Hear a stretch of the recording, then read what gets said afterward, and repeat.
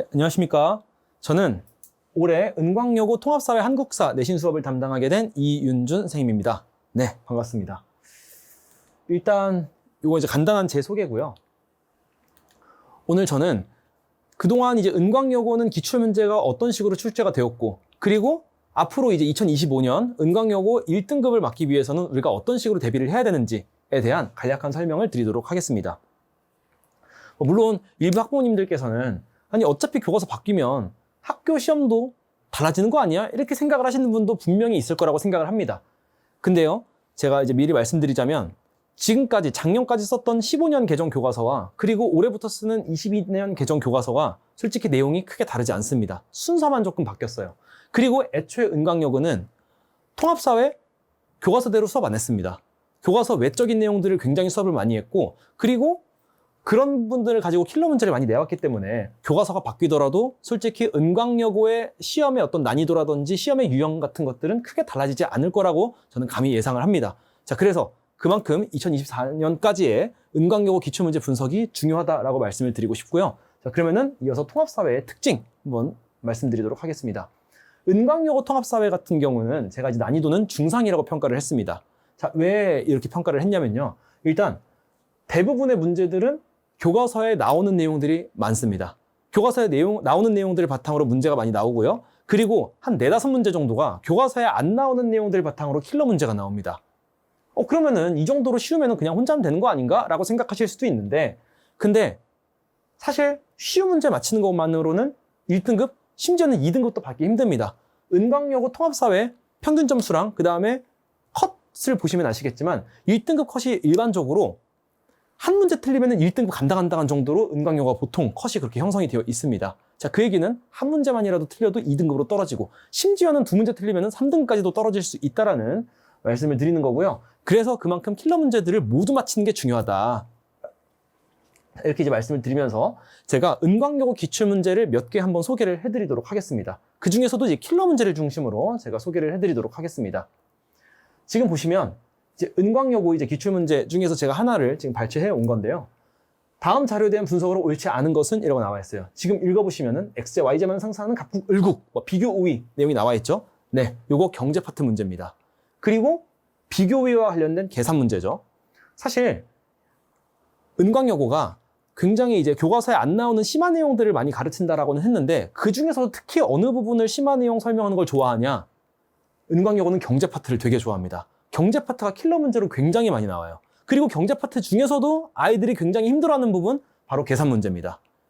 기회비용 계산 문제, 비교우위 계산 문제, 이 부분을 이제 우리가 철저하게 대비를 해야 되는 거거든요. 자, 그러면은 또 다른 문제 보시겠습니다. 자, 요거는 이번에 역시 비교우위 관련된 계산 문제입니다. 이것도 역시 비교우위 관련된 계산 문제입니다. 자, 이거는 심지어 비교우위 관련된 계산 문제 중에서도 조금 더 심화된 문제예요. 솔직히 이 그래프 교과서에 안 나옵니다. 이거 교과서에 안 나와요. 그럼 이거 어디서 나오는 내용이냐? 고2 선택 과목 경제에 나오는 그래프고요. 자, 이거는 따로 훈련을 하지 않는다면은 애초에 이 문제 자체를 풀 수가 없습니다. 자, 그럼 이런 문제들. 그냥 계산 문제도 힘든데 이런 식으로 더 심화해서 나오면은 도대체 문제를 어떻게 풀라는 거냐? 자, 그래서 저는 이 부분을 아이들이 쉽게 맞힐 수 있도록, 자, 보시면 이제 제 자체 이론 교재에 대한 내용입니다.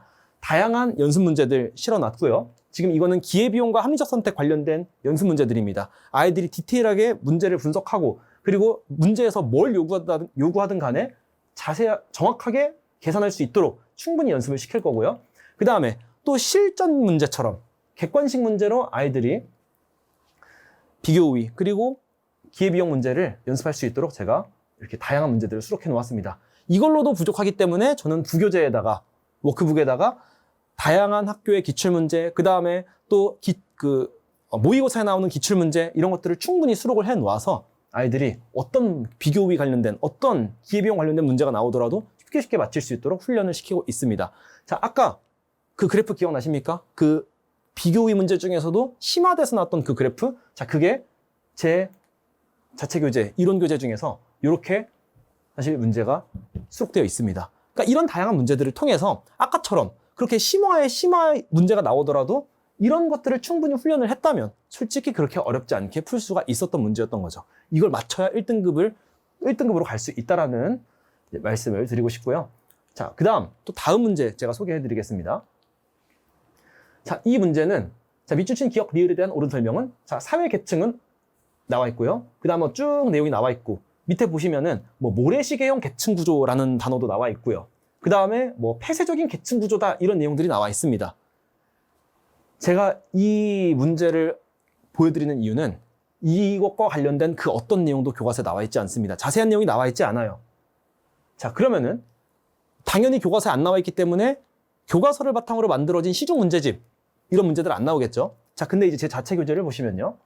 자, 이렇게 좀 이제 화질이 좀 안 좋아서 그렇게 글씨가 잘 보이지는 않는데 보시면 사회 계층 구조, 개방적 계층 구조, 폐쇄적 계층 구조, 그리고 여기 보면은 피라미드형 계층 구조, 다이아몬드 계층 구조, 타원형 계층 구조, 모래시계형 계층 구조 해서 어떤 심화 문제가 나오더라도 맞힐 수 있도록 이렇게 심지어는 학교에서 설명해주는 그런 내용들보다 조금 더 디테일하게 이렇게 제가 이론 교재에다가 수록을 해놓고 있습니다. 그래서 저와 함께 이런 공부를 만약에 했다면 이런 부분들을 함께 공부를 했다면 조금 전에 봤었던 그런 문제들 사실 어렵지 않게 풀고 마치고 1등급으로 갈 수 있었던 거죠.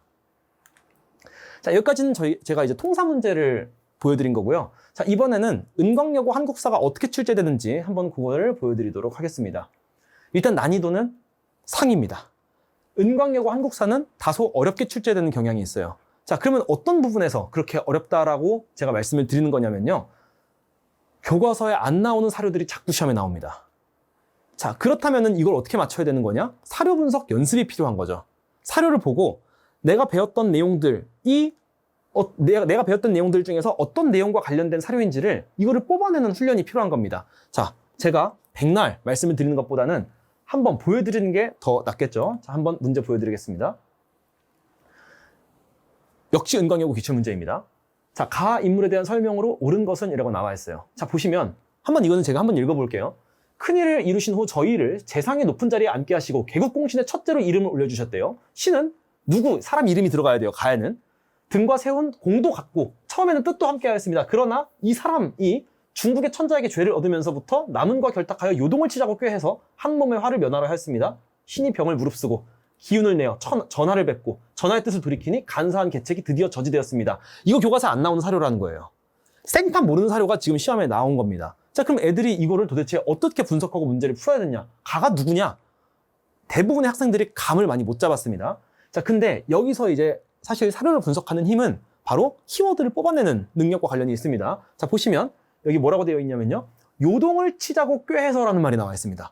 요동을 치자고 꾀해서. 그러고 나면은 이제 또 보이는 게 있죠. 개국공신이라는 단어도 보입니다. 개국공신이면서 요동을 치자고 건의했었던 사람은 참고로 정도전입니다. 가는 정도전이었던 건데, 자, 교과서에 그 부분이 어떻게 나와 있는지를 한번 보여드릴게요. 교과서에, 지금 교과서 내용입니다. 요거는. 교과서에 이렇게 수록이 되어 있습니다. 이 한 줄이에요. 태조 때에는 정도전 중심으로 요동정보를 추진하기도 하였다.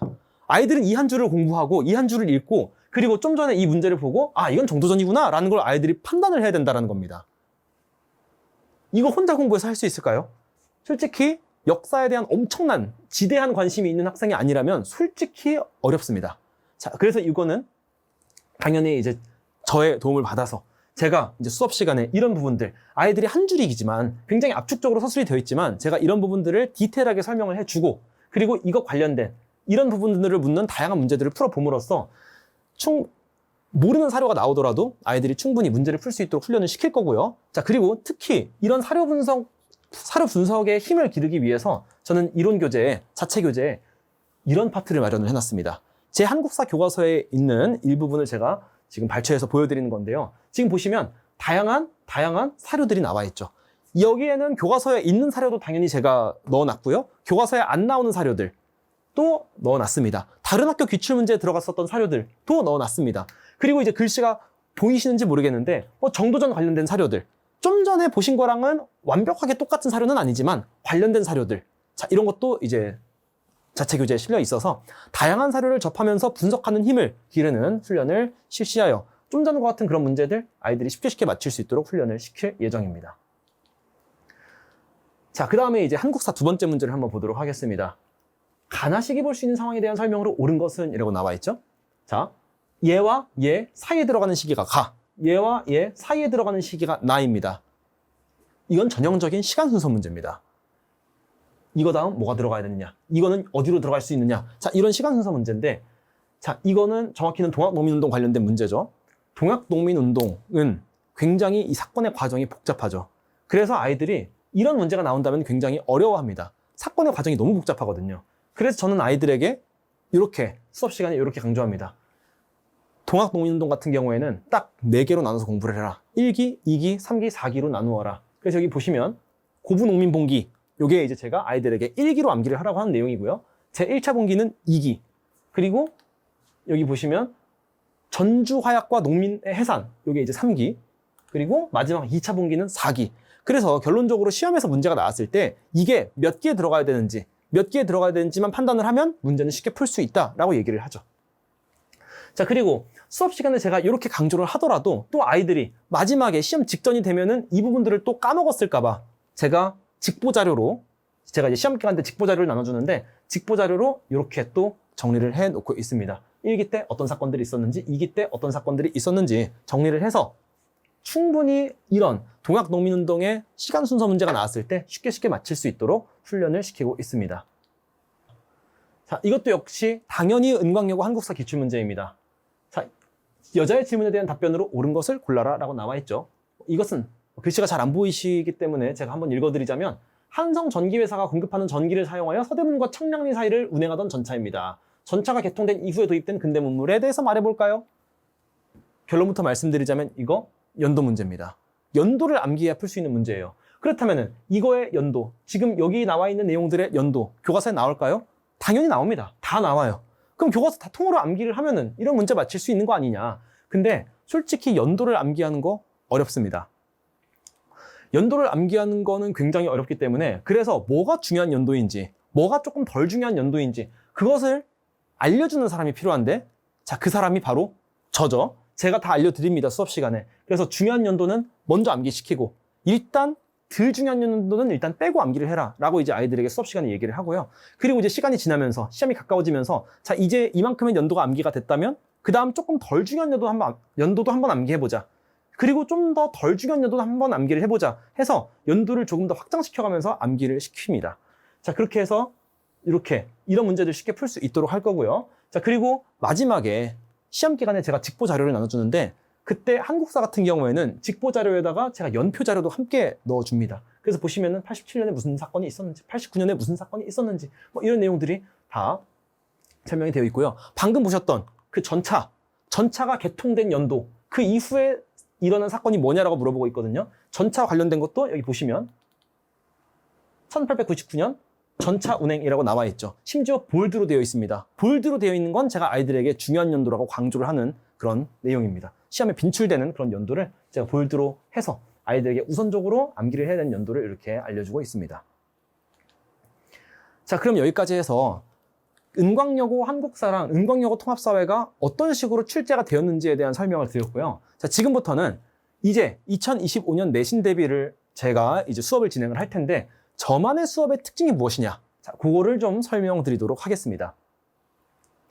자, 저희 수업의 이름이요, 아시겠지만 눈깔사탐입니다. 눈깔사탐. 무슨 뜻이냐면은 눈만 크게 뜨고 있어도 깔끔하게 이해되는 사회탐구라는 뜻이죠.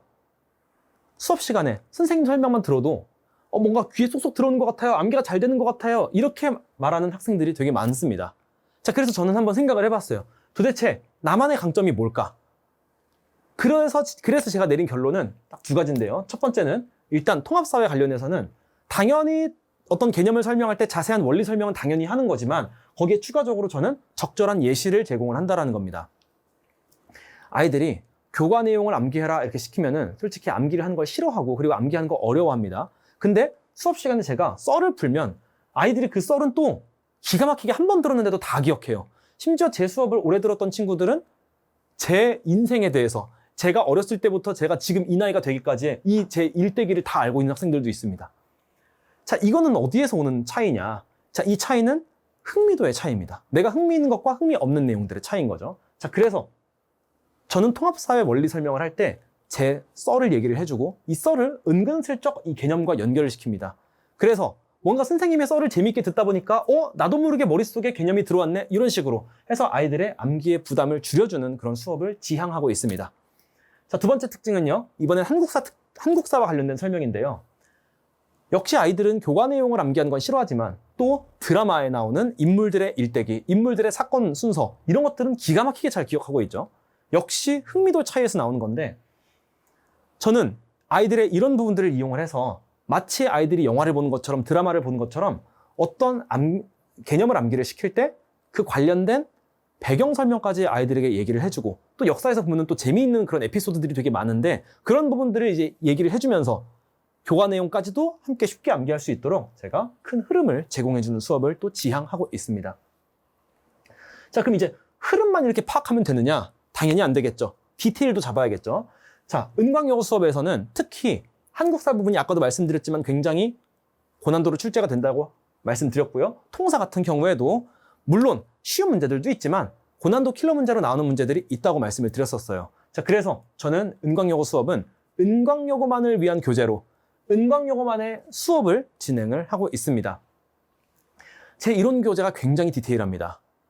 그래서 어떤 선생님들의 교재보다 제 교재가 상당히 디테일하다는 건 제가 자부심을 느끼고 있는데 은광여고에서 아무리 교과서에 나오지 않는 내용들을 수업을 진행을 한다고 하더라도 대부분은 제 교재에 다 나와 있는 내용들이고요. 자, 그리고 만약에 은광여고에서 작년까지 가르치지 않았던 내용을 만약에 올해 추가로 가르친다? 자, 그런 부분에 대해서는 아이들과 제가 소통을 통해서 그럼 이 부분을 추가로 배웠으니 이 부분은 내가 다음 주에 추가 자료를 배부하겠다. 자, 이렇게 해서 매주 추가 자료를 제가 배부를 하면서 저 이런 부족한 부분들 학교에서 추가로 설명하는 그런 심한 내용들까지도 다 커버를 할 예정입니다. 자, 그리고 이제 제 이론 교재 같은 경우에는 이런 식으로 심한 내용만 들어가 있는 건 아니고요. 실전 연습 문제, 암기한 내용들을 체크할 수 있는 실전 연습 문제도 많이 넣어놓고 있습니다. 자, 이거는 제 한국사 교재에 있는 내용들을 일부 발췌한 거고 아까도 잠깐 보여드렸지만 자, 보시면 사료 주고 사료를 분석해서 이거는 어떤 내용과 관련된 사료인지 분석하는 이런 코너를 이제 마련을 해놨고요. 그 다음 통사 같은 경우에는 암기한 내용들을 체크할 수 있도록 이런 식으로 단답형으로 이제 문제를 맞추라는 그런 이제 문제도 실어놨지만 그 외에도 OX 퀴즈라든지 이런 자료를 보고 분석하는 문제라든지 이런 문제들을 제가 충분히 실어놓고 있습니다. 자, 그럼 이제 이론 교재, 여기까지는 이론 교재에 대한 설명이었고 이번엔 부교재에 대한 설명을 드릴 건데요. 자, 부교재는 참고로 이론 설명은 하나도 없고 전부 다 문제만 들어가 있습니다. 저희가 소위 이제 양치기라고 얘기를 하는데 암기를 했으면 그걸 가지고 이제 문제를 풀면서 어떤 유형의 문제가 나오더라도 풀 수 있도록 훈련을 시킵니다. 거기에는 이제 당연히 은광여고 기출문제 들어가 있고 대치동의 타학교 기출문제들도 들어가 있습니다. 또 대치동이 아니더라도 특목고 기출문제들까지도 고난도 문제 중에서 아이들이 풀만한 문제들은 제가 다 넣어놔서 충분히 고난도 문제로 훈련하고 들어갈 수 있도록 할 예정입니다. 자, 이렇게 해서 이제 두 번째 특징까지 마치고 이제 세 번째 특징으로 넘어갈 건데요. 제 수업의 세 번째 특징은 수업 시간에 아이들에게 디테일한 암기를 시킨다, 디테일한 설명을 해준다. 자, 여기서 이제 더 나아가서 아이들을 사후에 철저하게 학습 관리를 시켜준다는 겁니다. 수업 시간 외에. 솔직히 제가 아무리 열심히 수업을 진행을 하더라도 아이들이 스스로 암기하려는 노력을 하지 않으면 소용이 없습니다. 아이들도 어느 정도는 노력을 해줘야 돼요. 자, 근데 솔직히 우리 아이들이요, 이제 막 고등학교 1학년 올라와서 스스로 공부를 하고 스스로 의지를 가지고 공부하는 친구들이 그렇게 많지가 않아요. 아직은 아이들이 어립니다. 의지는 있는데, 열심히 공부하고자 하는 의지는 있는데 몸이 안 따라주는 학생들도 되게 많죠. 자, 그래서 이런 학생들에게 필요한 건 바로 압박입니다. 압박을 줘야 돼요. 공부를 할 수밖에 없는 압박. 그래서 저희는 매주 테스트를 진행을 합니다. 전 시간 배운 내용까지 누적 테스트를 진행을 하고요. 테스트를 통과를 못한다. 그럼 바로 학부모님들께 문자 발송이 됩니다. 물론 통과해도 발송은 됩니다. 자, 그럼 이제 아이들은 내가 만약에 시험을 못 보면 엄마 아빠한테 혼나겠지? 그러면 열심히 공부를 해서 좋은 성적을 거둬야겠다, 테스트에서. 그래서 아이들은 그런 압박감에 매주 열심히 공부를 하고 매주 스스로 암기를 하는 노력을 하게 되는 거죠. 만약에 테스트를 통과를 못한다. 그러면 당연히 재시험을 봅니다. 재시험을 통과를 못한다. 그럼 또 재시험을 봅니다. 자, 이렇게 해서 통과할 때까지 시험을 보고 테스트랑 재시험에서 틀린 문제에 대해서는 수업 시간 전후에 진행되는 클리닉을 통해서 제가 충분히 개념 설명을 해줄 예정입니다. 그리고 만약에 테스트를 보다 보니까 너가 이 단원의 내용이 좀 암기가 부족하구나, 좀 공부가 부족하구나 하다면 저는 클리닉 시간에 그 부분을 아이들에게 암기시키고 구술 테스트라든지 아니면 지필 테스트를 통해서 부족한 부분은 충분히 암기를 하고 넘어갈 수 있도록 클리닉을 진행할 예정입니다. 자, 여기까지 해서 그동안 이제 은광여고 기출과 그리고 앞으로의 은광여고 시험 대비 전략에 대해서 이제 말씀을 드렸는데요. 올해부터 좀 교육 과정이 많이 바뀌었죠. 일단 통합사회 교과서랑 한국사 교과서가 바뀌고요. 그리고 아이들 수능에서 이제는 한국사는 원래 보고 있었지만 통합사회를 수능에서 이제 보게 됩니다. 그래서 아마 학부모님들도 그렇고 학생들도 그렇고 굉장히 걱정이 많이 될 걸로 생각이 됩니다. 자, 그런데 통합사회 한국사만큼은 저에게 맡겨주신다면 고1 내신 뿐만 아니라 고3 내신, 고3 수능까지도 걱정이 없도록 제가 충분히 잘 대비시키겠습니다. 자, 저를 믿고 맡겨주신다면 제가 결과로서 학부모님들께 보답을 드리도록 하겠습니다. 감사합니다.